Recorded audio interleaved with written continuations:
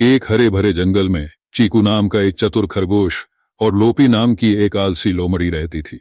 चीकू हमेशा मेहनती था, अपने घर को साफ सुथरा रखता और समय पर खाना ढूंढने जाता। वहीं लोपी हमेशा किसी आसान शिकार की तलाश में रहती, जिससे उसे ज्यादा मेहनत न करनी पड़े। एक दिन की बात है, सर्दियां करीब आ रही थी। चीकू अपने घर के बाहर ढेर सारे गाजर, गोभी और अन्य सब्जियों का ढेर जमा कर रहा था। उसने मेहनत करके अपने लिए पर्याप्त खाना इकट्ठा कर लिया था। लोपी यह सब दूर से देख रही थी। उसने सोचा, अगर चीकू के सारे खाने पर हाथ साफ कर लूं तो मुझे कुछ भी करने की जरूरत नहीं पड़ेगी।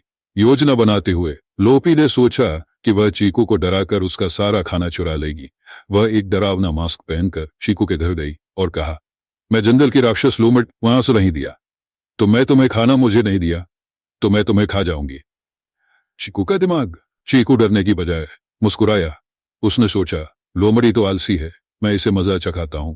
चीकू ने कहा, ओ महान राक्षस लोमड़ी, कृपया मेरे घर में आओ और मेरा खाना ले जाओ, लेकिन अंदर अंधेरा है, आपको टॉर्च चाहिए होगी। लोपी खुश हो गई और अंदर चली गई।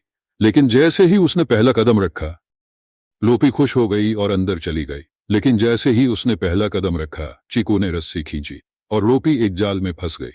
अंत में चीकू ने कहा, लोपी, आलस से कुछ नहीं मिलता। अगर तुम मेहनत करती तो आज भूखी नहीं होती। अब इस बार मैं तुम्हें माफ कर रहा हूं, लेकिन अगली बार से मेहनत करना सीखो। लोपी को अपनी गलती समझ आ गई।